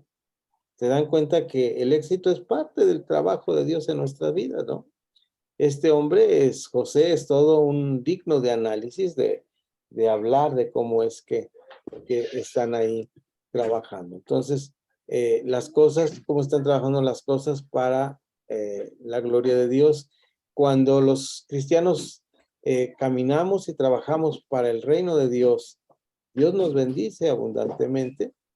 No lo hacemos por eso, no trabajamos por eso, pero Dios nos da satisfactores, ¿verdad? Y estos satisfactores nos permiten trabajar bien delante de Dios. Entonces, esto es lo que pasa con este José. Ahora, el análisis es que debemos hacer nosotros y la reflexión que debemos hacer al final es esta.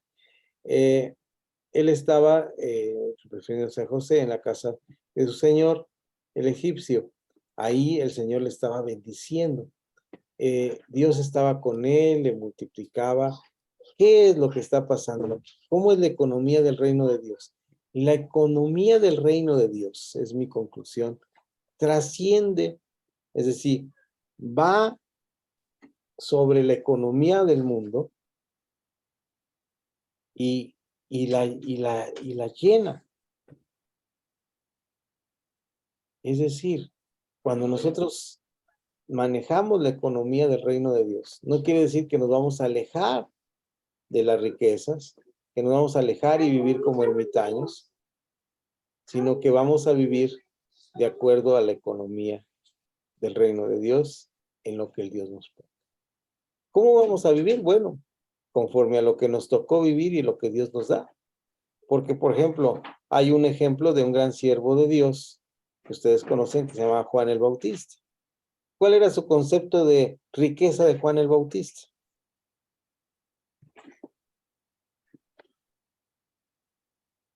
¿Cómo vivía? Era el reino de Dios, la economía del reino de Dios con lo que le satisfacía. Pero vamos a ver otro hombre, Leví, el que cobraba impuestos. ¿Cuál era su punto de vista? O de Bernabé, eran circunstancias diferentes, ¿verdad? O el mismo Salomón, eran circunstancias distintas a las que tenemos.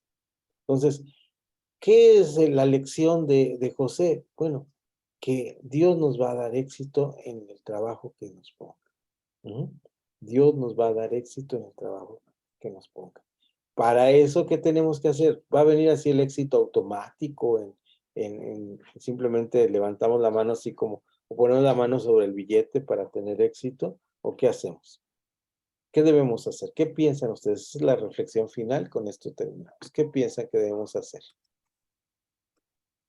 Les ayuda un poquito. Por ejemplo, si yo trabajo en la empresa X, Y y Z, ¿y qué sería mi primer trabajo como en mi economía del reino para que la empresa funcione adecuadamente? ¿Qué sería mi obligación? ¿Llegar tarde? ¿Robarme los lápices?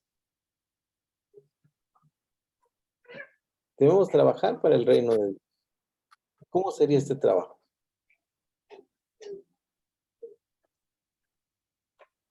¿Qué piensan? ¿Cuál sería Hay nuestro? una, Ajá. Pastor Moy, luego Pastor Miguel Ángel, y luego si hay alguien. Adelante. hay una parte que debemos de definir, o sea, acerca de las riquezas, porque Pablo lo expresa en los Filipenses, las riquezas del reino de su gloria, ¿no? Hay de riquezas a riquezas. Y en realidad dice que Él lo suplirá todo lo que necesitemos conforme a sus riquezas, conforme a lo que Él es. Y una de las cosas que quiero también tomar aquí de las experiencias que uno ha tenido, pero también de las cosas mal manejadas en la vida, es que a veces, como en la iglesia católica, cuando uno se compra un carro, lo llevan con el sacerdote para que le eche agua bendita, ¿no? Y bendígalo. Y agarra, llegan y lo bañan y todo. Pero hay veces que dicen, quiero que ore por mi carro o quiero consagrar mi carro para la obra. Y en realidad, hacer ese tipo de situaciones en las riquezas, estás hablando que te estás comprometiendo delante de Dios a que tu carro va a ser usado para la obra de Dios, ¿no? Hay veces que dicen, mi casa quiero que la consagre. Y te estás comprometiendo a que tu casa ya le pertenece a Dios. Cuando dicen la consagren, es que la estás apartando para Dios y que cuando se requiera o cuando se necesite la tienes que dar, porque si no el Señor te llama ahí en esas situaciones y es un error que cometemos como cristianos, pensando que el consagrar quiere decir que te la van a bendecir en el modo que tú la quieras usar, y en realidad no. Si es bendita, pero siempre y cuando la uses conforme al propósito, porque imagínese, usted bendice su carro y lo consagra para el Señor, y le dice un hermano, écheme un reino, hermano, y él dice, no, pues no puedo, y es que no lo quiero llevar porque es que se vaya a gastar, está muy fea donde vive, X cosa, y consagrar ese tipo de situaciones, o mi casa, ¿cómo la voy a prestar para que hagan cultos? Es que está consagrada. Esas situaciones de las riquezas hay que tomarlo bien en serio, que cuando tú consagras algo material para Dios, le pertenece a Dios, le pertenece a Él. Y cuando usted dice que entra en una empresa, si usted quiere, cuando usted dedica a ciertas áreas de la empresa, a lo mejor no todo, o donde trabaja, es dedicárselo para Dios, no como para el ojo, porque cometemos ese error muchas veces, queremos administrarlo a nuestra manera, pero cuando le pertenece a Dios, le pertenece. En los grupos de alabanza a veces no hay guitarra en el grupo de alabanza, llega uno de la alabanza, sube su guitarra y dice, no, yo la voy a consagrar para Dios, pero cuando se enoja agarra su guitarra y se la lleva.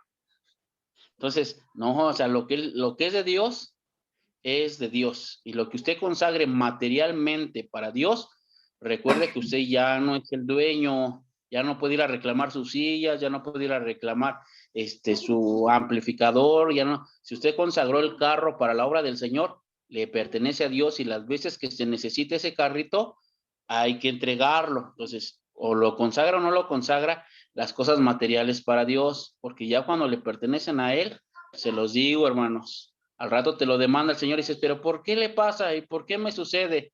Pues porque era de Dios y tú te lo llevaste. Así es. Gracias, pastor. Antes de darle la palabra al pastor Miguel Ángel para terminar, voy a ser más radical con lo que decía el pastor Moy. Si yo estoy consagrando mi casa a Dios en ese momento, pues imagínense el testimonio que debo dar con los vecinos. Y si yo consagro mi carro, ¿verdad? Que le echen agua bendita. No, aquí no echamos agua bendita, ¿verdad? Imagínense, no debo ir recordando 10 de mayo por las calles, ¿verdad? Entonces, es parte del testimonio. Voy a ser más radical, vamos más allá, aunque tiene toda la razón el pastor Moy con lo que está diciendo. A veces estamos como pasando de la iglesia católica a la iglesia cristiana en las costumbres y en tantas cosas, y pues tantas cosas. Lo vamos a ver la clase próxima, todas las cosas del mundo que se meten en la iglesia, en la economía del reino. Adelante, Pastor Miguel Ángel.